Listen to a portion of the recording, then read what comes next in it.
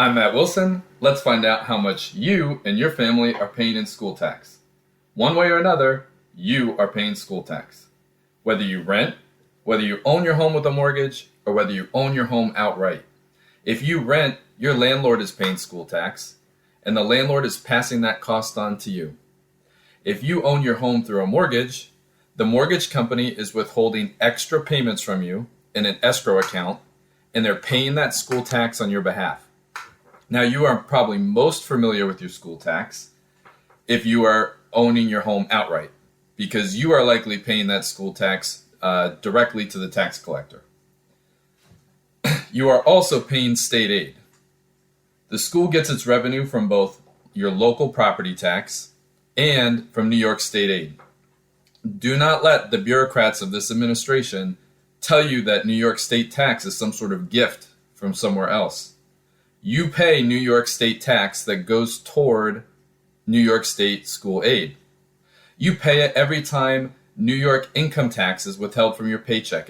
You pay it every time you buy something. You pay New York state sales tax. And if you're a business owner, an entrepreneur, you certainly pay it in New York state business income tax. You are paying both the local school tax and you are paying New York state taxes, which go towards school aid. You are paying both. Now let's look up your local school tax. You're going to go to this Nassau County Property Assessor website, and we've listed the link on our own website to make it easy for you. You're going to go into the part where you can look it up under the street address, and there's a couple instructions about how you write your address to look it up.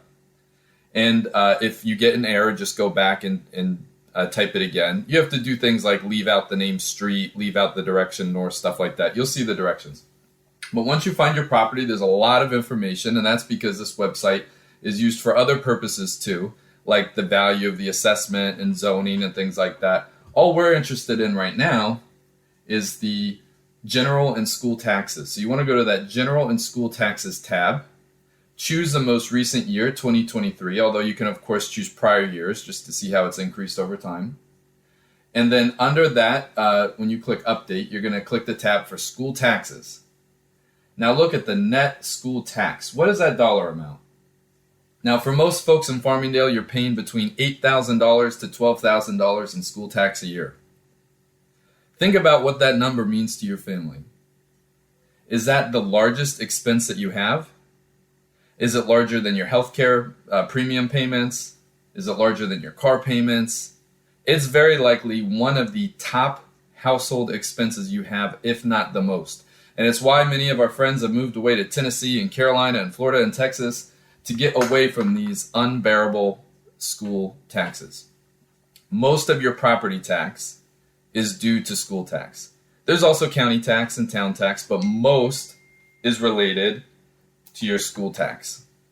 Look at that number, know your number, and when you see what the district wants to spend its budget on and increase its budget to, I'd encourage you to think about whether it's worth it and whether you're getting your bang for your buck, especially if you no longer have children in the district. Know your number, keep it in your mind. We'll be referring to it again in the future. All right, I hope this was helpful if you weren't familiar with how to look up your personal school tax and made it more transparent for you. Have a great day.